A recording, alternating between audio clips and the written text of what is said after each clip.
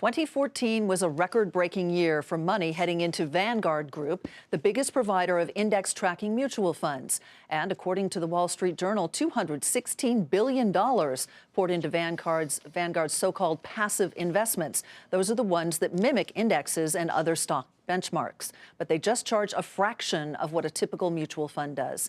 Kristen Grein wrote the article for the Journal, and she joins us now to discuss if this trend is going to continue in the new year. Kristen, welcome. Nice to have you here. Thanks so much for having me. Why was Vanguard really so tough for other companies to beat last year? Some of it must be fees.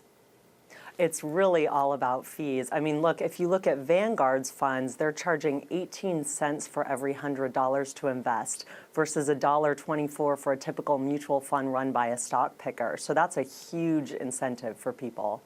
Did individual investors, Christian, just get smart all of a sudden, or is much of this money coming from institutions, 401k plan administrators and the like? No, you know, it's been a slowly growing trend. Vanguard's actually had a record year in the past, but it's been growing up until this point. And I'd say the tipping point really came this year, or in 2014, when you just saw regular stock funds just take such a performance hit. I mean, more than 70% of them were underperforming in 2014. You know, Kristen, a lot of people, though, say that this new year is going to bring with it volatility, and that volatility really benefits the active investors less than the indices. What do you hear on that front, and might that tilt investors back to active fund managers?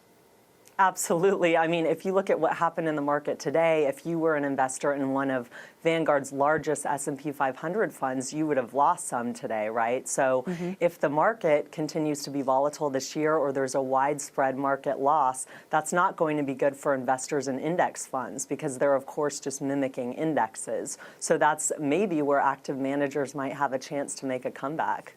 You know, I know you're not a financial advisor and don't really give financial advice, but I've often thought that as a core holding in most portfolios, why would you not have an index fund?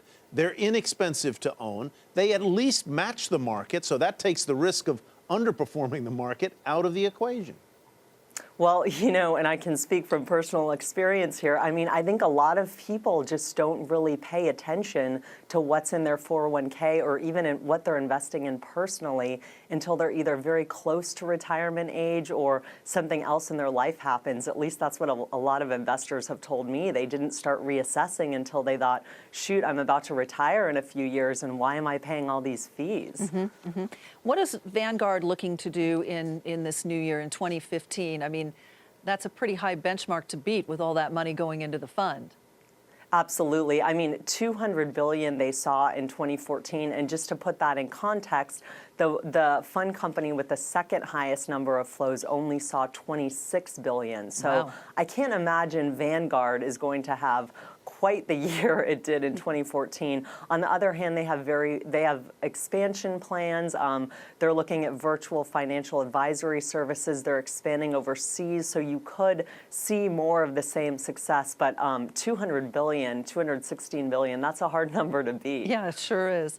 On that note, Kristen, thanks. Kristen Grein You're with the welcome. Wall Thanks Street for having Journal. me.